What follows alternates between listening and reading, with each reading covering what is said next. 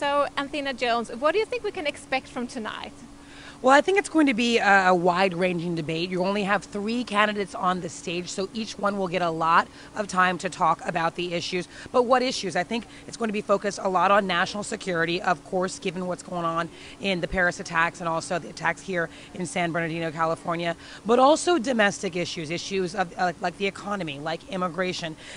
Since those attacks in Paris and San Bernardino, a lot of the American public is a lot more concerned about national security. We've seen that issue rise in the polls. We've seen a lot more Americans name that as their top issue, surpassing the economy. But a lot of Democratic voters still see the economy as the top issue. And so while there will be some focus on ISIS and fighting terrorism, I expect there to be a good deal of focus on domestic issues as well. And if we see at the 3 candidates, Hillary Clinton, Bernie Sanders, and Martin O'Malley, and they have so many supporters, especially the two first of them, and Hillary Clinton, of course. What do you think their supporters want to hear from them tonight? Well, it seems that since they already have so much support, certainly if you look at Hillary Clinton, who is very much in the lead, not so much in the state of New Hampshire. She is trailing Senator Sanders here in New Hampshire. Part of that may have to do with the fact that he's from a neighboring state, so they're familiar with him here. But certainly the argument that she's made so far is something that has clearly resonated with her supporters. So I expect her supporters want to hear from her much of what they've already heard, that she's going to be tough on fighting ISIS. She's going to do more to help struggling families, do more to help the middle class. With Bernie Sanders, we've heard him focus on economic inequality. That has been almost the only message of his campaign, certainly the main focus of his campaign. And so I would expect him to spend a lot of time talking about what he'd do to make college more affordable, what he'd do to raise the minimum wage, what he'd do to make sure that families have family leave, that they're allowed to take leave to take care of family members and that sort of thing. But probably more of what they've been talking about is what we'll hear from the candidates, and it's what's been working with their supporters. And what about Martin O'Malley? Well, Martin O'Malley's main argument has been, and I've got to note that he isn't doing nearly as well in the polls as the other two. He's in the low single digits in most polling, around, let's say, 6% or so. His main argument has been, look, I was the mayor of Baltimore, an important city on the East Coast here in America. I was the governor of Maryland, an important state on the East Coast here in America. I have the executive experience and the kind of executive experience that these other 2 candidates don't have. Yes, both of them have been senators. Certainly, Clinton was a Secretary of State and she was a First Lady. But Martin O'Malley is the only one who will argue he's run a government, even if it's a smaller government than the U.S. government. And so that is his main argument, and I expect him to try to make that again tonight.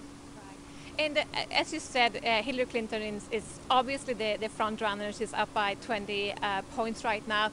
Is it all done, or is there any doubt that she's going to be the Democratic nominee? Well, it depends on who you ask. Certainly the Sanders campaign says, look, we can win in Iowa, we can win in New Hampshire. That would light a fire under us, and it would show that he's electable. And a lot of the problems that that campaign in particular has with this idea that it's all over is that Sanders actually stacks up pretty well in a lot of the polling against several of the GOP contenders, the folks on the other side fighting for the nomination. So he argues he's also electable, even if his path to the White House might not seem as obvious as the one for Senator Clinton or Secretary Clinton. You could call her either one.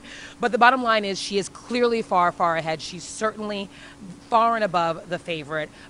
In most states, not New Hampshire, but national polling in other states, she is way ahead, and it certainly looks like she's the favorite. And we'll have to see if there's anything that can change that. Right. And compared to the Republican candidates that I know that you've been covering a lot, these candidates seems to agree on pretty much everything. But are there issues that they don't agree on? There certainly are issues they don't agree on. I'd say probably one of the biggest has to do with national security and defense issues. A lot of them agree you've got to raise the minimum wage and that sort of thing, help fight economic inequality. But when it comes to dealing with overseas with foreign policy, that's where you see some divisions.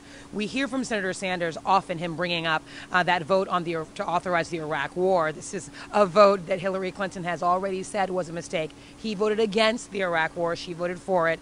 I wouldn't be surprised if we hear that coming up as well. We've also seen from Secretary Clinton a pretty aggressive approach to foreign policy issues. She, for instance, has called for a no-fly zone in Syria. That is something that the Obama administration hasn't backed, probably because of the complications of Russia already flying there.